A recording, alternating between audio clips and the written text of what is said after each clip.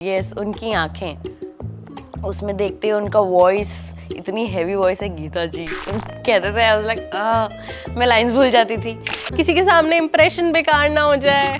मत पूछो, मुझे बस डर ही डर लगता रहता था, क्योंकि जब पहला दिन था और अजय सर सामने आए और मुझे मेरे डायलॉग्स दिए गए, he'll be standing in front of me and I'll have to say these lines, और वो भी लाइंस ऐसी है कि 4-5 lines and I have to say it in a flow, and I fumbled and I fumbled and I fumbled again.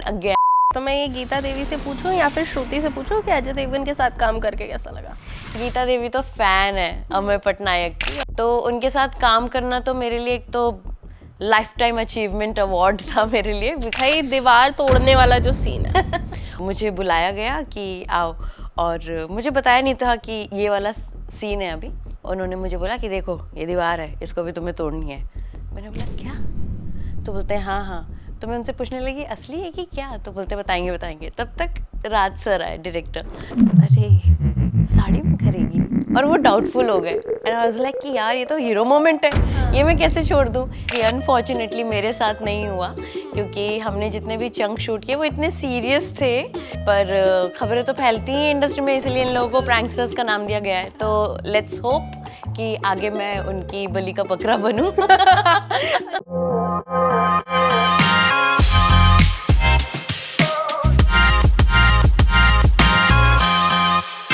Red 2 तो अब तक आप लोगों ने देख ली होगी, जिसने नहीं देखी है भाई जल्दी जाओ थिएटर्स में जाकर देख लो।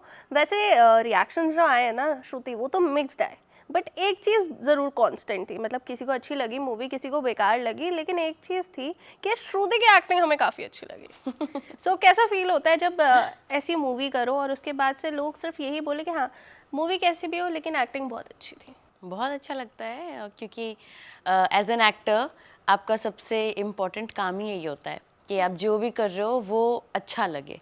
और जब वो आप प्रॉपर मसाले के साथ खाना परोस दे रहे हो और लोगों को अच्छा लग रहा है, तो उससे बेहतर क्या हो सकता है। जी बिल्कुल।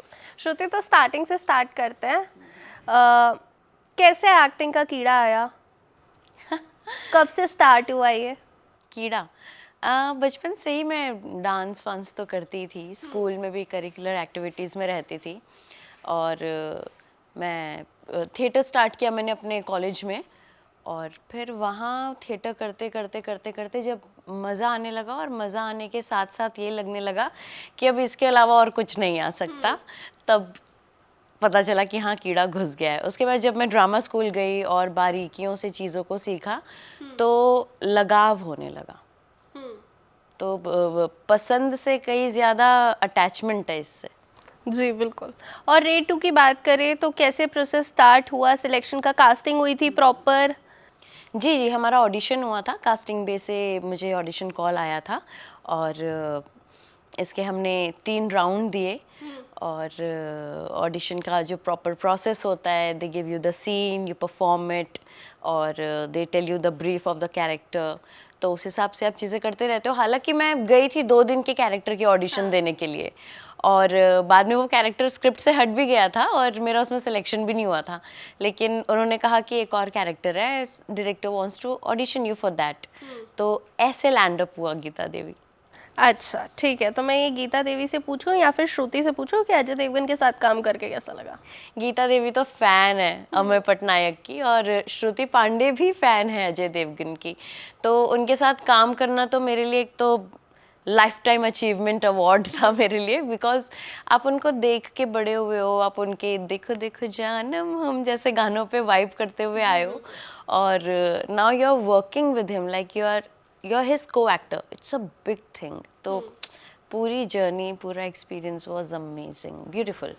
अच्छा ठीक है, वी ऑल नो कि बॉलीवुड में ना 2 बहुत बड़े प्रैंकस्टर्स हैं, इट्स अजय देवगन एंड अक्षय कुमार।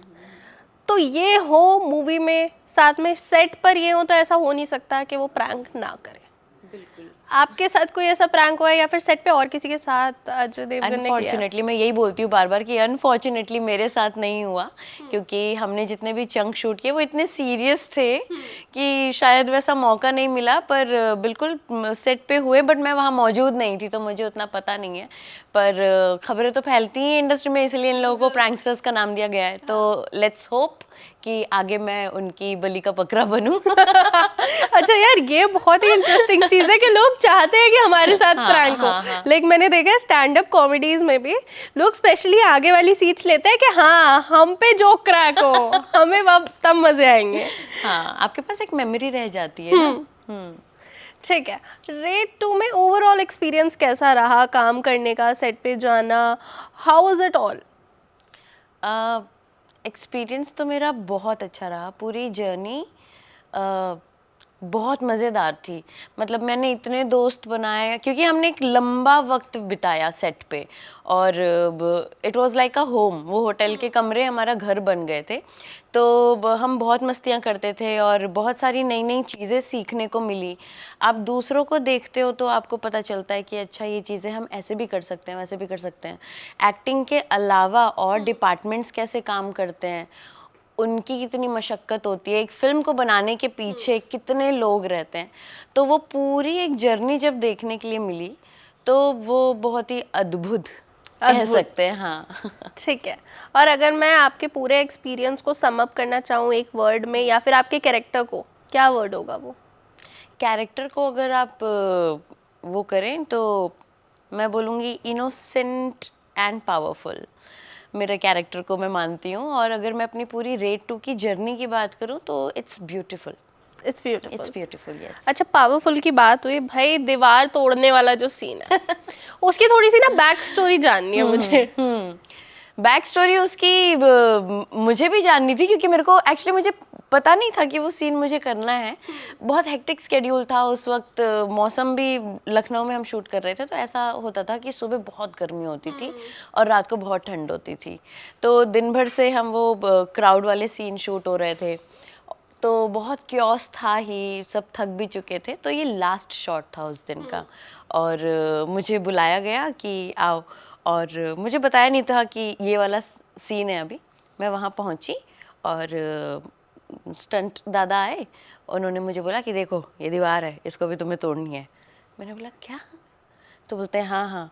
तो मैं उनसे पूछने लगी असली है कि क्या? तो बोलते बताएंगे बताएंगे। तब तक राज सर आए, डायरेक्टर, और वो क्यों लिख तो दिया था उन्होंने, मतलब लिखते वक्त कि गीता देवी दीवार तोड़ेगी, लेकिन अब क्या है जब आप शूट कर रहे हो और इतने सारी चैलेंजेस आ रहे हैं और आपको पता है ये वन टेक शॉट है, तो उस वक्त आप किसी गलती की गुंजाइश ना हो तो बेहतर है ना। तो वो ऐसे हो गए, अरे साड़ी में करेगी, और वो डाउटफुल हो गए। एंड आई वाज लाइक कि यार ये तो हीरो मोमेंट है, ये मैं कैसे छोड़ दूँ। And I started convincing, sir मैं कर लूँगी, मैं कर लूँगी, मैं कर लूँगी।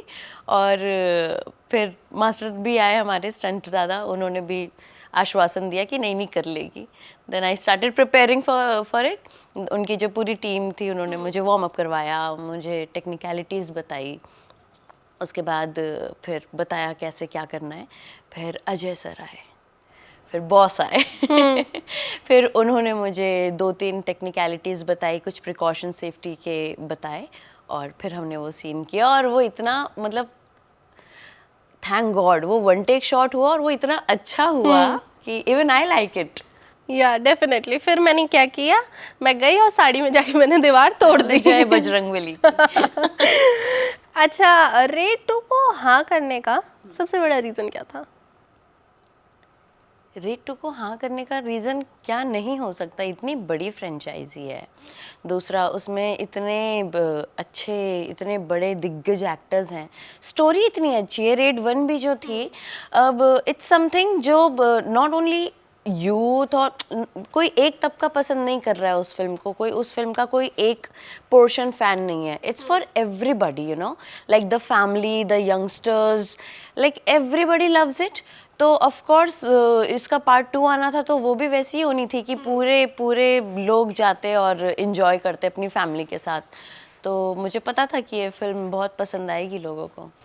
आपने कुछ वर्ड यूज करे, दिग्गज एक्टर, बड़े एक्टर्स हैं, तो थोड़ा सा डर नहीं लगा? इतने बड़े एक्टर्स हैं, इतने दिग्गज एक्टर्स हैं, उनके सामने एक्टिंग करूँगी, कहीं थोड़ी सी गलती हुई, कोई डांट ना दे, किसी के सामने इंप्रेशन बेकार ना हो जाए? मत पूछो, मुझे बस डर ही डर लगता रहता था, क्योंकि जब पहला दिन था और अजय सर सामने आए और मुझे मेरे डायलॉग्स दिए गए, आई wasn't prepare for it that he'll be standing in front of me and I'll have to say these lines, और वो भी लाइन्स ऐसी है कि 4-5 lines and I have to say it in a flow, and I fumbled and I fumbled and I fumbled again and then I got so nervous कि मैं तो बहुत टेक ले रही हूँ, बट नर्वसनेस के साथ साथ एक्साइटमेंट भी थी। और जब पहला दिन था मेरा शूट का, मैं रात भर सोई नहीं थी, तो आंखों में नींद भी थी, क्योंकि एक्साइटमेंट के मारे आपको नींद नहीं आती है, तो मैं रात भर सोई भी नहीं थी। और एक सीन जो था, जो मेरा और अजय सर का था 1 to 1, वो तो बहुत लंबा पैराग्राफ था डायलॉग्स का, तो उसमें मेरे बहुत टेक्स हो रहे थे, क्योंकि मैं पहले प्रैक्टिस कर रही थी तो वो हो रहा था अच्छे से, लेकिन जैसे ही सर आ रहे थे, ओह गॉड यस, उनकी आंखें, उसमें देखते हैं उनका वॉइस, इतनी हैवी वॉइस है, गीता जी उन कहते थे, आई वाज लाइक मैं लाइंस भूल जाती थी। तो जो डायरेक्टर सर है हमारे, उन्होंने मुझे बोला कोई नहीं, बड़े बड़े लोग आज भी नर्वस हो जाते हैं। तो मैंने बोला चलो ये गुस्सा नहीं है, मैं एक और कर सकती हूँ, और फिर उसके बाद वाला टेक मेरा हो गया। फिर अजय सर ने मुझे बोला भी कि ये वाला अच्छा था तुम्हारा। अच्छा, ये चीज़ आपके साथ तो चलो शूटिंग के दौरान में, मेरे साथ होती थी ये स्कूल टाइम में, ठीक है, कि सब कुछ घर से तो याद करके जाती थी, लेकिन जब सामने टीचर आ जाए बस मेरी हवा गुल हो जाती थी। और वहाँ पर अगर मैं याद करके गई हूँ ना, मान लो टेबल्स में सबसे ज़्यादा होता था, मतलब मैं 2 की टेबल भी गलत बोल दूँ, हाँ टीचर भी आ गए, पन्नों पे लिखा हुआ इमेजेस याद करने की कोशिश करो, कौन सा पन्ना था।